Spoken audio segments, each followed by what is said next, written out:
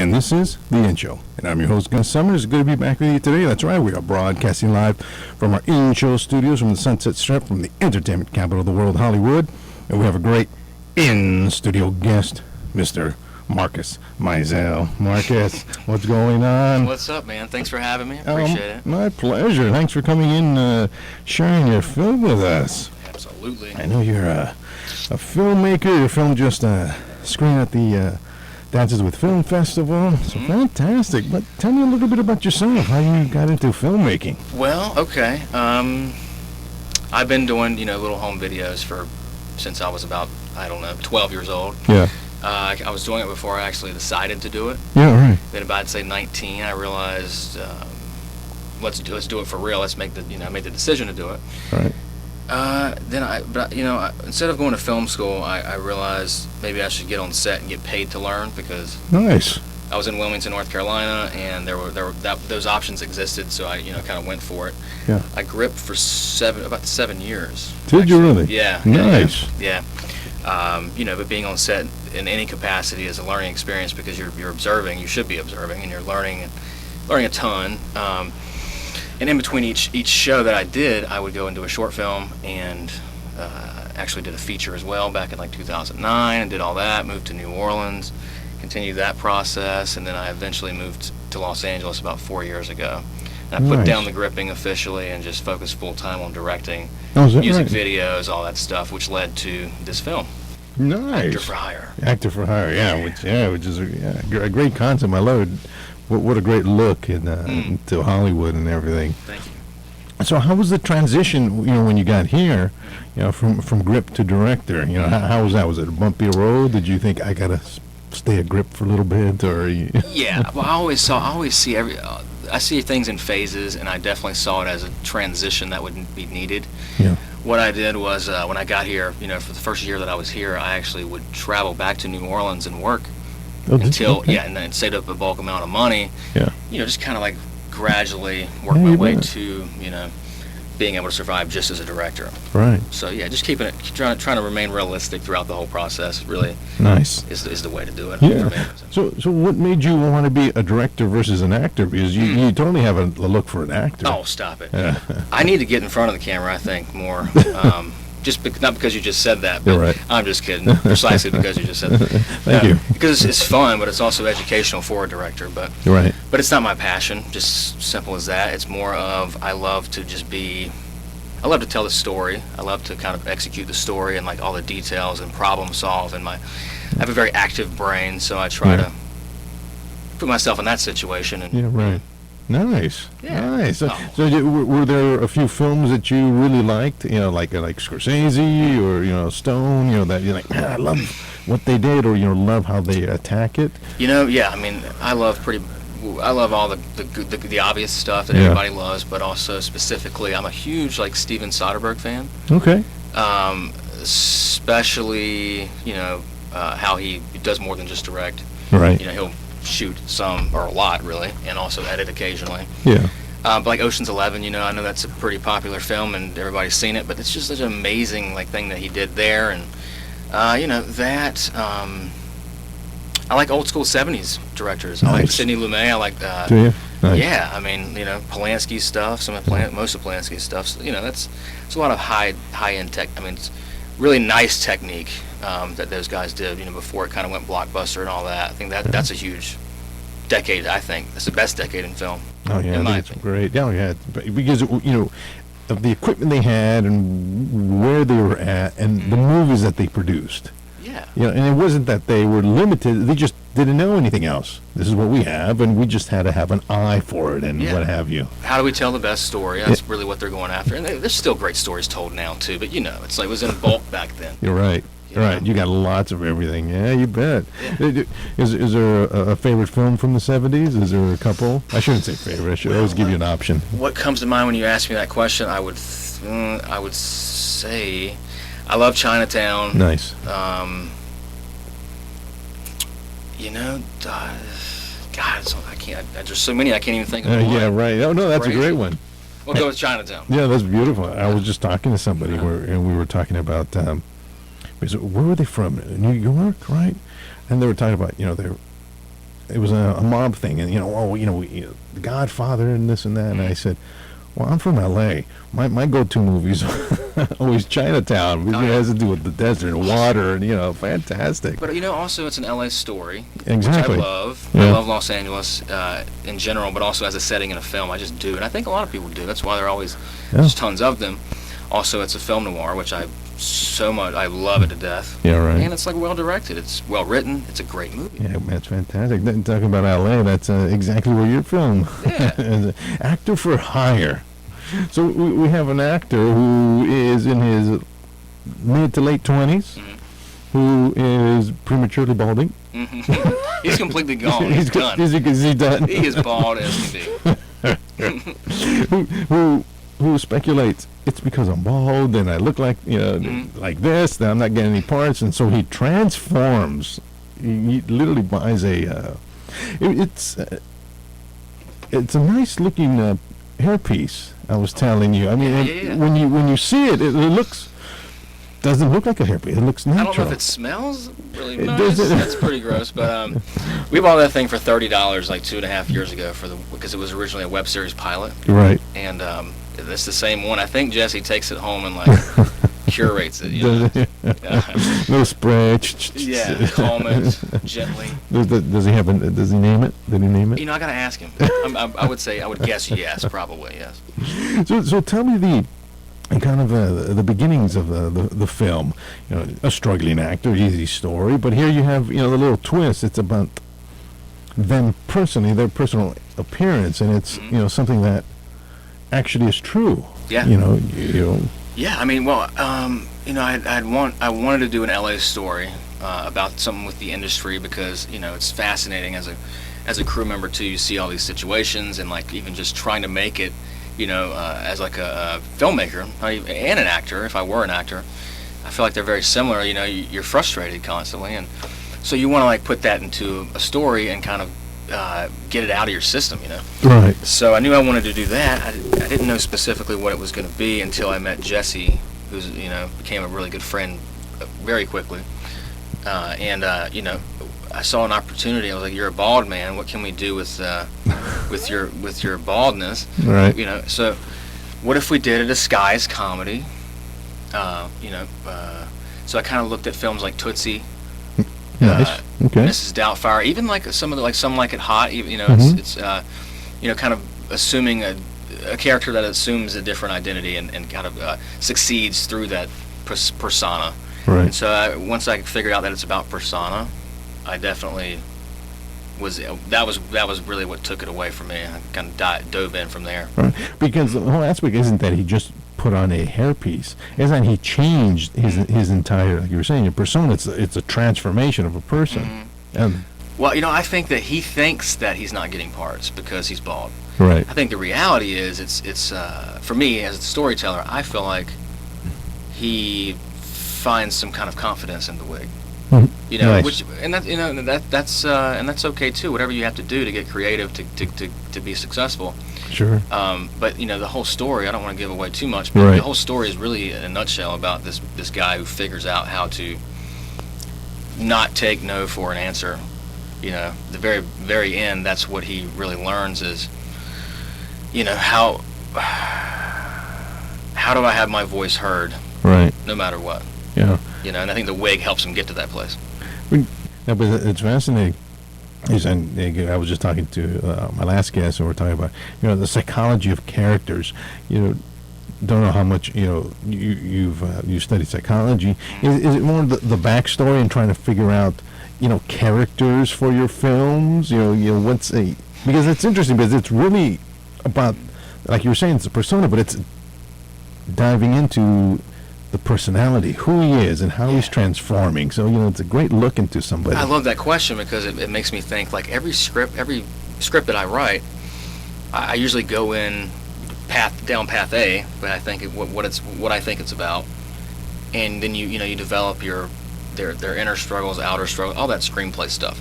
But it's not until like I'm completely done with the script do I usually realize what it's really about. Oh, right. Do you know what I mean? Yeah, Like, sure. I didn't really understand that it was being the creator. I didn't even really see that it was about Jesse figuring that main thing out until it was completely done.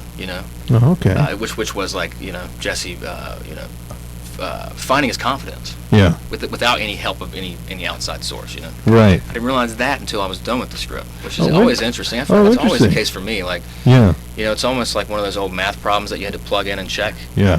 For me, like I try to always, when I'm done with the script, say a first draft or something, try to plug it in and see what else does it hit. What is this really about? And it's Right. just a funny thing because like I'm the one that's creating it, but you also become kind of an audience, Right. and then it works. Did it just kind of develop a life of its own, and you kind of just rolled with it? Yeah, I mean, once you figure your theme out and your characters and stuff, you try to grasp as much as you can and try to just have fun with it. Doors open up. Yeah. Yeah. Doors open up. Story-wise. Because your film, you have several people. It's a big cast. Yeah. It's not just just Jesse. You have a lot of people. You have Yeah. because what we should probably let everyone know, it's not a documentary piece. It's an actual fiction. He's trying to get apart. He has a girlfriend and he has issues with her. Then he meets somebody who helps him out, and then has difficulties, and then people giving him advice. You don't do this, do that, and Yeah. so it's a good little piece. How was that? How was as you're directing this, and all these things that I know that happened to you, that's happened to everyone in the industry. How was it when you were navigating? Wow, this was familiar. Oh, well, let's tweak it a little bit. Let's add this. Or did some of the actors say, hey, well, this happened to me. Can we add that? How was the whole process of it? Yeah. Well, first of all, we had a lot of wonderful actors that came in and just devoted their time. We didn't have the money to like really pay anyone, so God bless them for that. If it wasn't for them, But as far as like how much was improvised, I guess not a lot because we didn't have the time really. Right. We did spend a lot of time rehearsing, which is super key, and that Yeah. costs $0. Right. But and that's where kind of the characters the actors are melded with the script.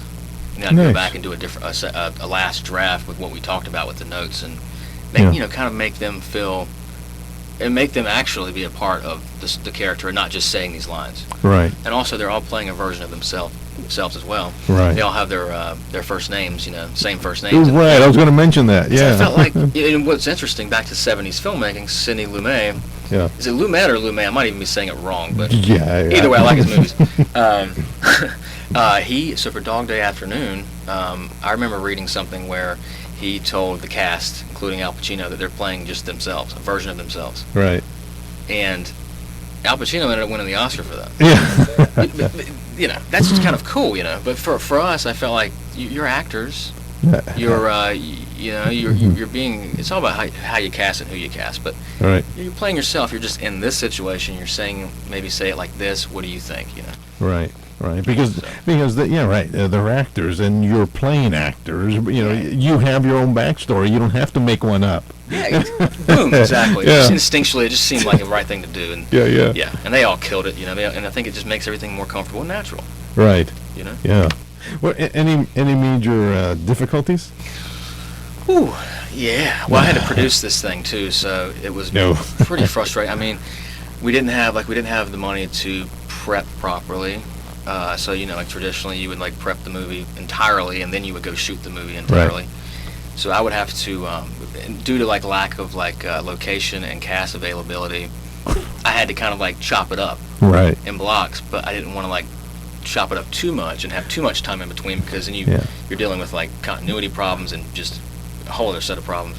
So what I did was I would spend a week and a half prepping, locking down locations, making sure all the actors are available, and then we would take 3 days and shoot, and then I would go back to the house, do my thing for another week and a half, prep it, 3 more days of shooting, etc. We did that for probably 6 or 7 times, something like that, Okay. until it was done. Yeah. That was probably the most challenging thing. Oh, it doesn't seem. Yeah. That's actually. It seems pretty smart because it gives you time to think, see where you want to head towards, and that's actually very Once good. I figured that out, that was it definitely. It was kind of a missing puzzle piece. I was like, okay, cool, we can do that. We can make this happen. Yeah, you can do it. Yeah, there's always something, isn't there? Always something. Yeah, it was a great experience. A lot of fun. Yeah. It's always work. but it's also kind of freeing when you don't have money, as strange as that is. It is. Because Yeah. it's just you and like it was me, a camera guy, and a sound guy, and then whatever actors were in the scene that day. Yeah. So, you have to sacrifice a bit of quality, but at the same time, you're getting stuff in the can or Right. on the card, Yeah. and it's just a good time. You don't have to worry about so many logistics, I guess. Yeah. You're just really just filmmaking. Kind of doing, yeah. Yeah. I wanted to ask you about, Jesse's character and, some of his drama that, he's experiencing. Not the personal stuff, but the professional stuff. Okay. Was some of that your personal experience? Because he falls into things, and then, for a while they pay off. But, like I said, again, we don't want to give too much away, but the reason they're paying off and then eventually, what happens, was that kind of some personal experience, something that you heard about, or just, Well, for me, I feel like the lie that he keeps going Right. with the wig and Yeah. people that meet, like Joel, the celebrity, Joel Hogan. Yeah.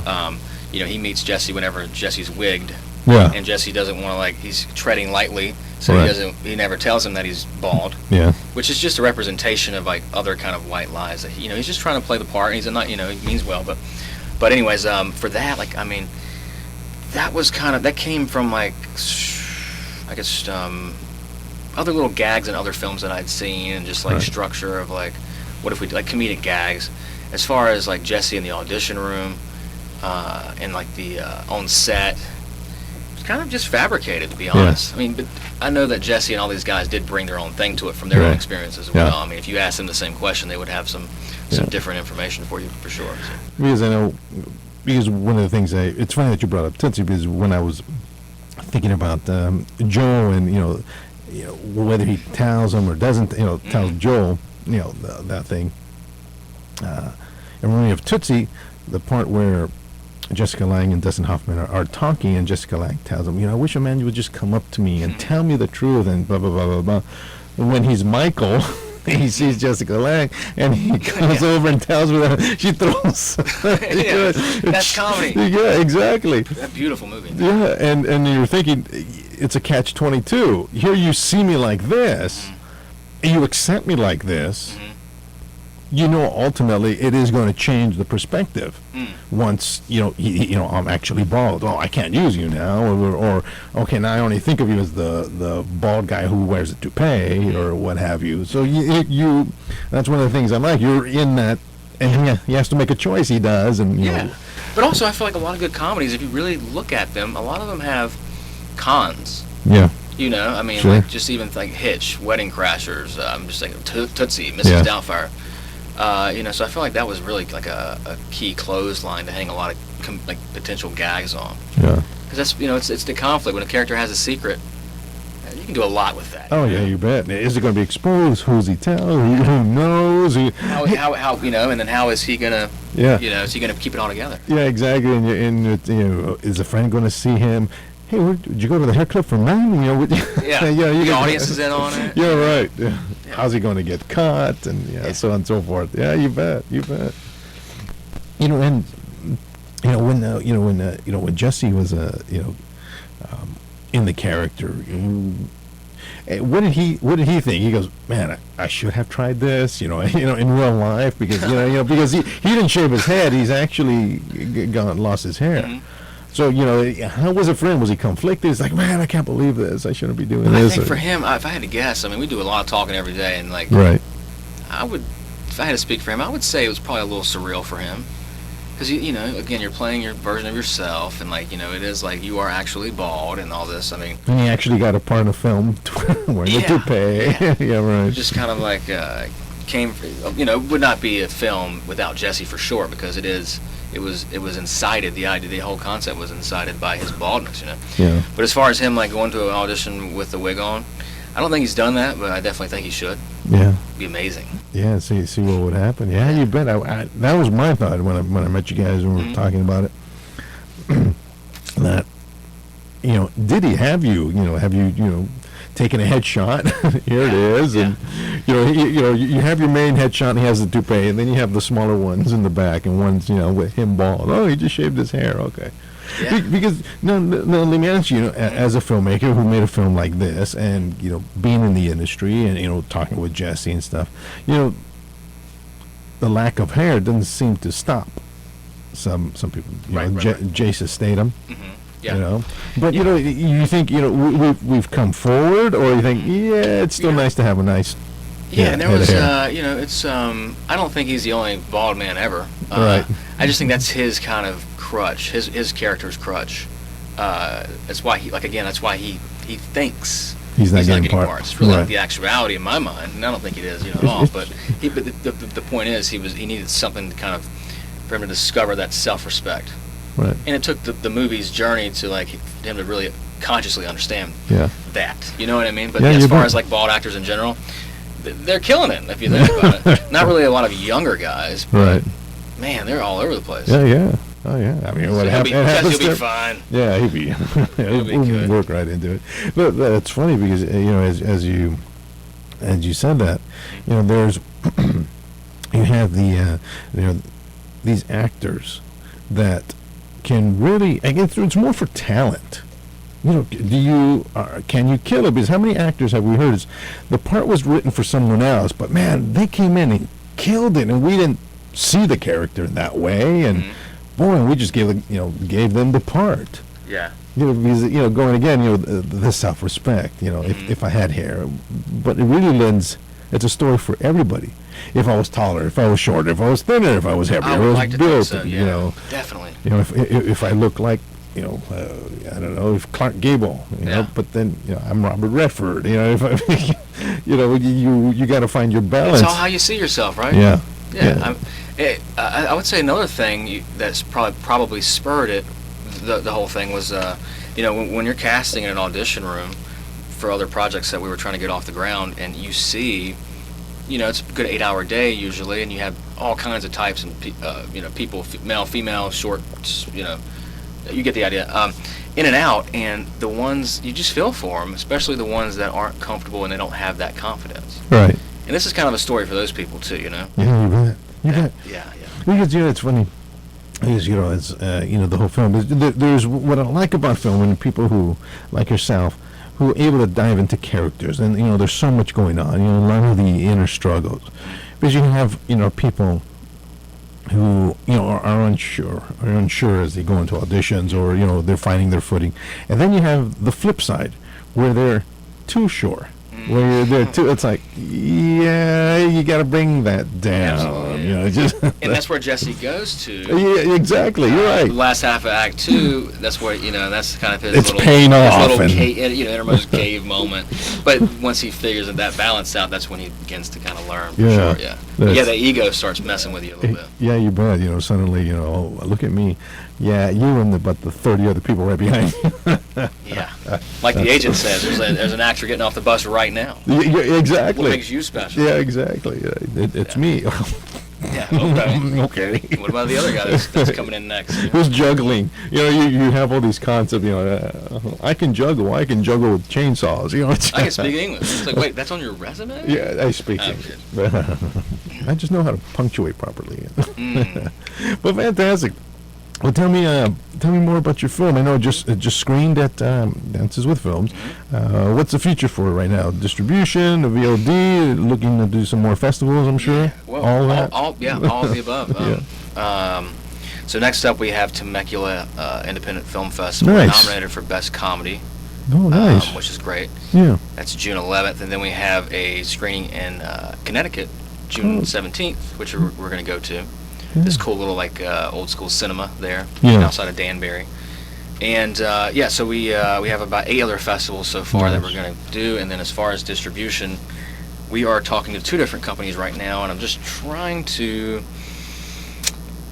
take my. I don't want to jump into it. I'm trying to be smart, and but yeah, that's a good sign. Absolutely.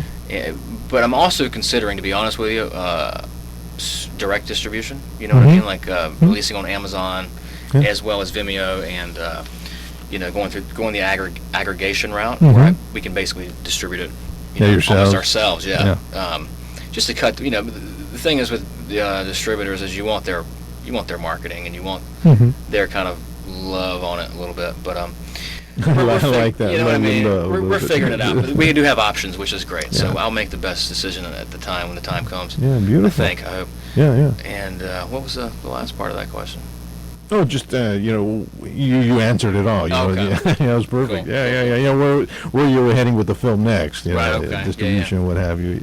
Yeah, because lucky for you, you've been in the industry. You've worked it, so you know some of the inroads there. And there's the so much to pitfalls. learn too. Like even this whole publicity part of it, I love it. It's so exciting. But I'm a newbie. This is publicity boot camp for me. I was telling Jonah outside. I'm like, publicity boot camp. But there's always something else to learn for sure. I got to give a quick shout out to Jonah Blackman, of course. He set up these two interviews. That's fantastic.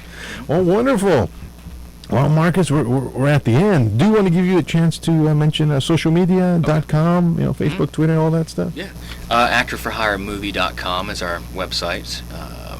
All the updates and all those are there. And also just go to Facebook and search Actor for Hire. Simple as that. That'll pop up. We have most of our stuff running through that. And then Instagram and Twitter, same thing, just Actor for Hire. Fantastic. What's great at this festival, it's at the Chinese Theater. So being my film screened at the Chinese Theater, the historic. But not even just how that sounds, but also how it actually looks, like the job that Dances with Films did to make it look and sound amazing. Right. I mean, we're talking about one of the best screens in the country. Yeah, exactly. It was awesome. Fantastic. Marcus, again, thanks for taking the time, and sharing your film and your wonderful insight and everything. Congratulations. Thank you for having me. I appreciate it. Just getting a project done. I know, that was the idea.